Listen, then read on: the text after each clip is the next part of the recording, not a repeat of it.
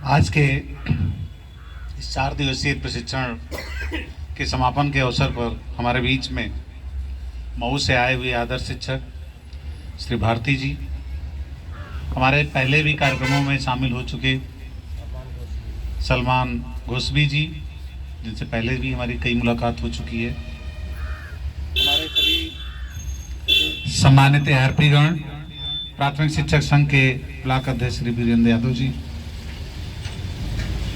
इस कार्यक्रम में प्रतिभाग करने वाले सभी प्रतिभागी गुरुजन वृंद, सबसे पहले तो मैं अपने इस परिसर में अपना बहुमूल्य समय देकर हमारे गुरुजनों को नई राह दिखाने वाले आदरणीय भारती जी का स्वागत करता हूं, सम्मान करना चाहता हूं। निश्चित रूप से समाज में उसी की पहचान होती है जो लीक से हटकर चलता है। 95% लोग तो भीड़ की तरह भीड़ बनकर चलते हैं और उनकी कोई पहचान नहीं होती। तो भीड़ मत बनिए, बल्कि अपनी पहचान स्वयं बनाइए। दुनिया में हर व्यक्ति यूनिक है, यूनिक, एक जैसा दूसरा कोई नहीं है। ये आपके अंदर आत्मविश्वास होना चाहिए। निश्चित रूप से इसे घमंड नहीं कहते, लेकिन कम से कम आपको ये विश्वास होना चाहिए कि मुझसा दूसरा नहीं। ये बहुत बड़ी आपकी स्ट्रेंथ है। और हम किसी को फॉलो हम नहीं करेंगे, फॉलोअर ना बने, बल्कि आप ऐसा कुछ करें कि आपको लोग फॉलो करें। क्रिएटिव बनिए। सफल व्यक्ति कोई नया काम नहीं करता। सफल व्यक्ति हर काम को अपने तरीके से करता है और वही सफलता का कीर्तिमान बन जाता है। मैं ऐसे कुछ लोगों का, देखिए, मैं शिक्षक होना बहुत गौरव की बात है। भारती जी ने कहा, निश्चित रूप से आपको यह अवसर मिलना है। दुनिया में इस समाज को बदलने की क्षमता या किसी व्यक्ति के व्यक्तित्व को बदलने की क्षमता केवल 3 लोगों में है। किसी व्यक्ति के व्यक्तित्व को प्रभावित कौन करता है? माता पिता, और तीसरा कौन है? शिक्षक। हमारे पूर्व राष्ट्रपति अक्सर ये कहा करते थे, किसी के व्यक्तित्व को बदलने की क्षमता केवल इन्हीं 3 लोगों में है। इससे बड़ा कोई वो नहीं हो सकता कि आप अपने सारे बच्चों को कुछ एक स्पेशल क्वालिटी दे सकते हो।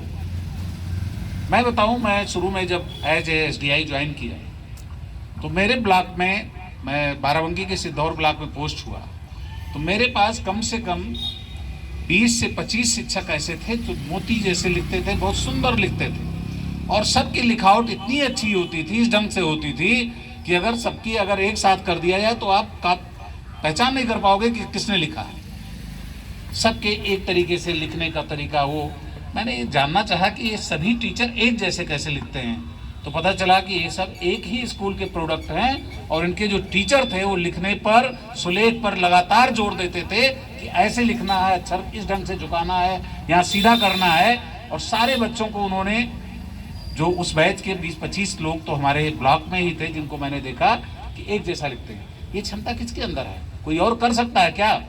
माँ बाप भी चाहें तो अपने बच्चे में कोई परिवर्तन कर सकते हैं, अपने जैसा बना सकते हैं, लेकिन शिक्षक पूरे समाज को अपने जैसा बना सकता है। आप रोल मॉडल हो, ये आपको समझना होगा। और सबसे बड़ी चीज मैं अक्सर कहता हूं कि अगर आप केवल पारिश्रमिक पाने वाले कार्मिक बनना चाहते हो तो आपका कभी सम्मान नहीं होगा। बहुत सारे लोग मजदूरी करते हैं, आपको भी पैसा मिला, मजदूरी किया। अगर आप समाज निर्माता के रूप में काम करना चाहते हो, कुछ ये इमोशनल अटैचमेंट कि ये जो बच्चे हमारे हैं ये देश के लिए कुछ करें। मैं अक्सर कहता हूं, जहां चाह है वहां राह है। जब आप उन बच्चों के साथ आत्मिक संबंध जोड़ लेते हो, समझते हो हमारा बच्चा है और इसके विकास के लिए हमें कैसे रास्ता निकालना है, तो सारी समस्याएं दूर हो जाती हैं, सारी बाधाएं दूर हो जाती हैं और उसके लिए आप कोई रास्ता सोच सकते हो। लेकिन अगर ये सोचा कि अरे हमारा तो काम है, मैं उदाहरण दूँ, देखिए, ये अपना आंगन है और सभी भारती जी भी अपने परिवार के ही अंग हैं, इसलिए कुछ कहने में संकोच नहीं। अभी 2-3 दिन पहले जब नया मौसम भी अच्छा हुआ, स्कूल खुला। मैं 3-4 स्कूलों में गया और मुझे देखकर बहुत तकलीफ हुई कि शिक्षक बैठे हुए हैं, ठीक है, ये ड्यूटी है, बैठे हैं। क्यों बैठे हो अगर बच्चा नहीं आया तो? पहली जिम्मेदारी ये है कि बच्चा आए। और मैं नाम भी बता सकता हूँ लेकिन नाम नहीं लूँगा। उन टीचर से कहा कि अगर आप 5 लोग यहाँ पर बैठे हो, आधे घंटे हो गए, 1 घंटे हुए, बच्चा नहीं तो आपने क्या प्रयास किया? क्या बच्चों को बुलाने का प्रयास किया? मैं कहता हूँ तुरंत जाइए, हेडमास्टर साहब रुकिए, बाकी लोग जाइए। आप कल्पना करोगे कि 5 मिनट के अंदर उसी स्कूल में 15 से 20 बच्चे, जहाँ 0 थे 15 से 20 बच्चे आ गए। अगर 5 मिनट में 15 से 20 बच्चे बुला सकते हैं तो आप 1 घंटे से 1.5 घंटे बैठे रहकर क्या इंतजार कर रहे थे? किसका इंतजार कर रहे थे? क्या आपको नहीं लगता कि अगर बच्चे नहीं होंगे तो हमारी क्या भूमिका है? बिल्डिंग के बिना स्कूल हो सकता है, संसाधन के बिना स्कूल हो सकता है, लेकिन बच्चों के बिना तो स्कूल नहीं हो सकता। ये हमारी सोच क्यों नहीं है? हमें अपना बेस्ट देना पड़ेगा। मैं अक्सर कहता हूं, किताबें रिसाले ना अखबार पढ़ना, मगर अपने दिल को रोज एक बार पढ़ना। निश्चित रूप से मैं कहता हूं, जब रात में बिस्तर पर जाइए तो एक बार आत्मावलोकन करिए कि आज मुझे जो करना था, क्या वो अपने कर्तव्य का पालन मैंने किया? यदि आपकी आत्मा कहती हाँ, दैट्स गुड, सोइए, अच्छी नींद आएगी। और अगर आपको लगता है नहीं, मैंने अपना काम अच्छे ढंग से नहीं किया है, तो ईश्वर से प्रार्थना करिए, भगवान ऐसी शक्ति दो कि कल मैं जब उठूं तो आज की भी छठ पूर्ति कर सकूं। कुछ ऐसा करूं कि मैं, देखिए, आपको 3,000, 4,000, 5,000 रुपये वेतन मिलता है। आप करोगे, रोकर करोगे, अच्छा करोगे, नहीं करोगे, तब भी बहुत ज़्यादा दिक्कत उसमें आने वाली नहीं। कभी कभी दिक्कत होगी तो शोषण का भी शिकार हो जाओगे, लेकिन वो वेतन मिल जाता है। अब आपके ऊपर है कि उसे हराम का करके खाओ कि हलाल का करके खाओ। ये आपके ऊपर है कि उसके बदले आप क्या रिस्पांस, समाज को क्या दे रहे हो। कि समाज का पैसा आप ले रहे हो, समाज का कर्ज आपके ऊपर है, उसके बदले आप समाज को क्या दे रहे हो? सामाजिक दायरा अपना नहीं बढ़ाओगे, समाज के प्रति आपकी सोच अगर नहीं बढ़ती है तो निश्चित रूप से आप सफल नहीं हो सकते हो।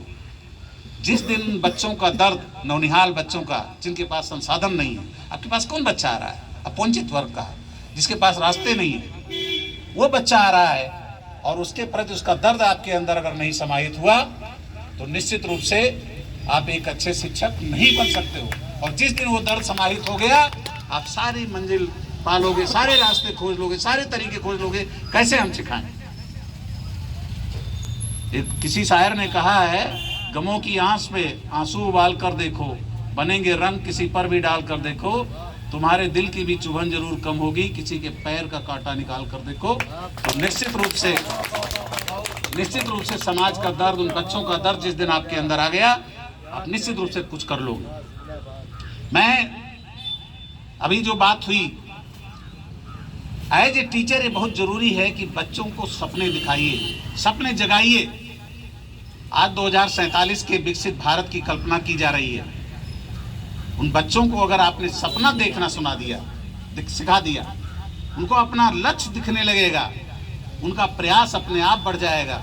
अगर आपको मालूम है कि हमें यहाँ पहुँचना है तो आप उस दिशा में प्रयास करोगे।